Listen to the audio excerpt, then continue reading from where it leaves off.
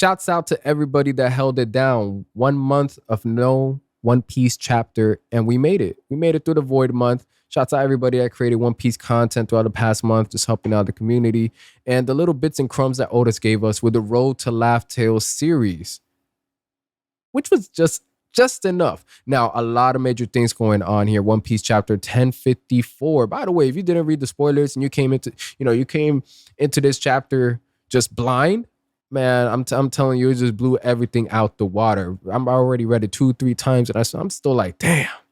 I feel spoiled. I feel like I just read like 5 chapters worth of information, the amount of character. But let's get right into it. Green Bull finally about to give the smackdown to somebody from Wano.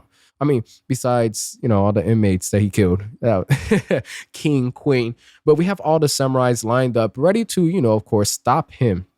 By the way, salute to the courage they have. I don't think they understand but the ranking of an admiral by the uniform, but the fact that they want to have Luffy and everybody enjoy the celebration and the food, and to take that step forward of we have to protect everyone because we can't rely on them. That takes a lot of courage, especially if let's just say on the off chance they know that it's admiral levels. Like, all right, but regardless, admiral or not, they're willing to go to the front line, and I love that. Now, the duality that we get from Green Bull as himself, his personality, and his powers, it's a bit of a trip, man. His powers, creating life, nature, nurturing, all that beautiful stuff you usually think of with trees, color green. And then on the opposite side of the spectrum, we have definitely a twisted mentality of his where he views the celestial dragons as God. The idea of any country not being tied into the world government for whatever reason, it's just disgusting. And then I feel it's going to be one of the highlighted quotes here. Prejudice breeds stability. Him fully thriving in that quote. It's just like, oh man, we got a dictator in the making right here. He isn't a Kanu fanboy, but this man, he a whole different breed of get him the hell away from here. Immediately going into the offense while also explaining his moveset or, what his power does. Because that's crucial in any manga or anime. Before you begin your attack, you got to let them know the name, what it does. That way they could somewhat prepare. So when you beat them, it's like, I even gave you some information. It's a law. It's a law. You have to do it. Now, Yamato I would even say that sneak attack, but getting that good hit on his head, I enjoyed it because that statement he gave back whenever he killed King and Queen and how he would even let a commander get a one-up on him. Yamato, clearly not a commander. I'm not saying Yamato's weak either, but to be able to get that good hit off on him, and then of course announcing that I'm Kaido's son. And I love the fact that he was just like, what, Kaido's? Like he tripped too. Like he had the same face everybody had when we found that out about Yamato. I was like, wait, what? Yeah, wait, Kaido has a kid. Wait, son, you definitely, what? Daughter. Well, anyhow, taking note that, all right, your haki is strong. And you got to give Yamato some credit, right? Assuming right now the way things are looking, Green Bull is a beast. And to say, all right, your hockey's pretty good. He ain't tripping about it, but it was like, okay. And then Momonosuke with the, just coming out of nowhere, getting ready to just, not even getting ready. He did.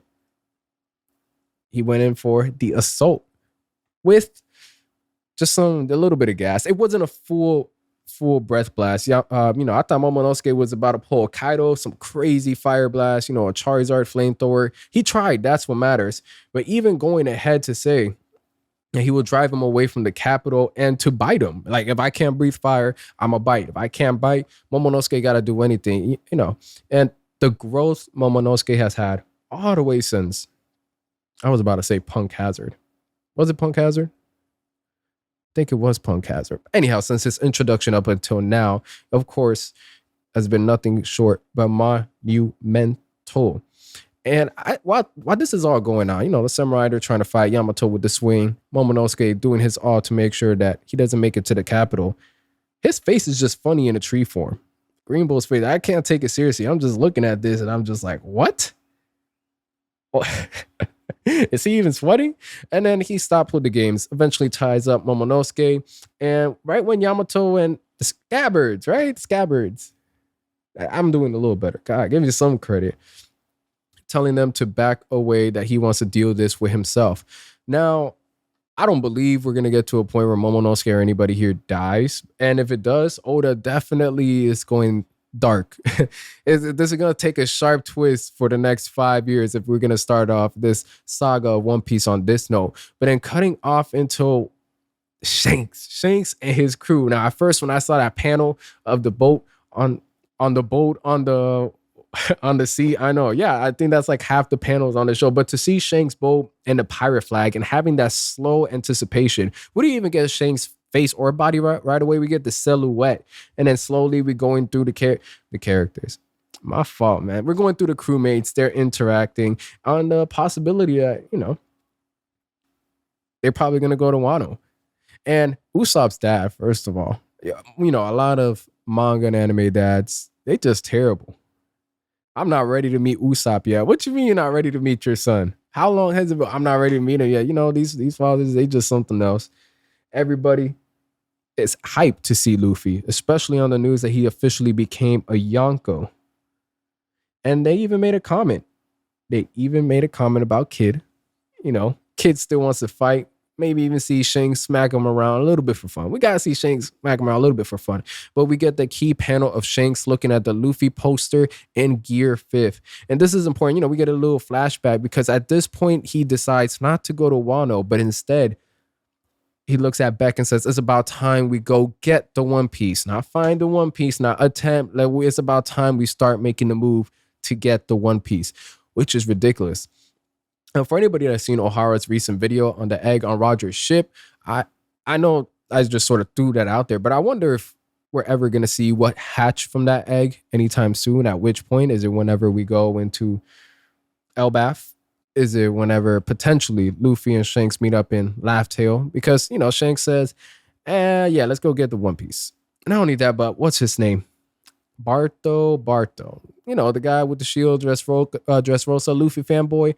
Apparently, he did the most unforgivable action that anybody can commit.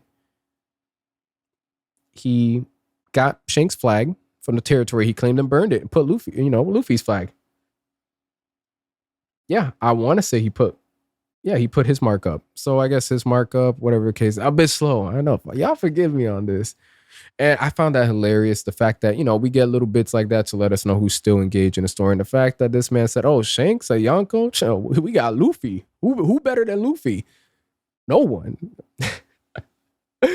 Oh, man. And going on from there with his interaction, it was just fun to see his crew actually, more than just a couple words here and there. It's just to see how they act. It's like they're just another crew. They remind me of the Starheads. They look like they have their fun, but they definitely ready for all the smoke. And then we have half of Shanks' face in the dark, the other half whenever he says the One Piece with a claw mark.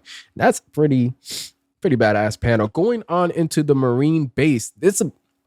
We've been having more Marine engagement throughout Wano, but I really want to have just a couple more chapters of seeing the admirals, whether we're talking about Sengoku, Garp, Akainu, Kizaru, or anybody else Marine affiliated. It just feels like such new content. Like, we know they exist, but when we actually give them more than a panel and some hype, it's like, oh man, this almost feels like a different story. Just me? Most likely. It's all right. Going on from there, Akaino having to deal with the fact that Sabo's rise to sort of glory, infamy in the revolutionary army is a serious problem. Now, we officially get confirmed that Kuma did escape.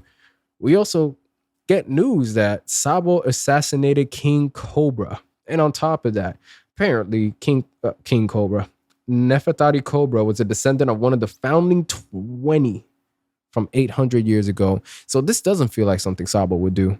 I mean, potentially, depending how it is, but it might have been CP0 or the girl say sending a hit out, seeing as how Vivi's missing. So most likely Sabo saved Vivi from an assassination. They're trying to play it off like Sabo killed the king, when probably it was CP0. And then, Sabo, he just went on a rampage. Everything from attacking the homes of the celestial dragons to destroying a monument of the divine dragon claw and the symbol of the world nobles. We ain't rocking with the celestial dragons. I would take it a step further, potentially just kill some of the civilians there, but that would be too much because we don't go that far in One Piece, apparently. we're going out from there. We have Korome. I don't believe he's been introduced, seeing as how we have the block emphasize, that block, what's it called? The block titles that they do to introduce someone, saying Navy Criminal Affairs Unit Chief Kuruma. Hopefully he's more intro by more introduced being introduced, he will be a bigger part in the story. Hearing Akainu and his thought process of the events going on from Sabo, and Alabasta being in chaos. We have Kizaru just, he's smacked as hell, chilling in the corner, like, hey, so can we, that means we could close the case on the attempted murder of Saint Charlos, and then getting more into the celestial dragon politics. Doesn't get too deep, and nothing like on Hunter x Hunter level. Anyhow, they're trying to figure out how everything is tied together, and pirates around the world, people in favor of the revolutionary army, definitely worshiping Sabo, his infamy, his legends, and now people finding out with the news that Luffy's officially a Yonko, the younger brother of Sabo. It just paints, I wouldn't say paints, it just puts everybody up another level through affiliation. Sabo, right now, everybody going crazy for him. Anybody already going crazy for Luffy, this man a Yonko too. And for those that know the Gear 5th, they know what's up. They know what's up. And everything from Dragon to the Revolutionary Army. And it seems like all hell has broken loose throughout the New World, Old World, and we're having a lot of power structures falling down, and something, we know the war is going to be set up, but Akainu even going as far as to say if he has to do it himself, he's going to start firing back on everything they be getting hit on. Crazy ass chapter. I give you like a brief summary, somewhat of a summary of the events that took place, my thoughts on it. I can't wait to make more specific episodes for certain parts of the chapters that I read, something I have planned. For now, y'all know I'm giving you the usual anime content, but to take it a step further, especially for One Piece, this is something that has so many layers that you could just branch off of 2 or 3 panels and really just go on a nice little trip. Was it trip? Rabbit hole. Yes, go on a rabbit hole about One Piece chapter 1054. Ridiculous, amazing. And I'll catch y'all with the next chapter next week because we got no break. Another week with a new chapter. It's great. Loving it.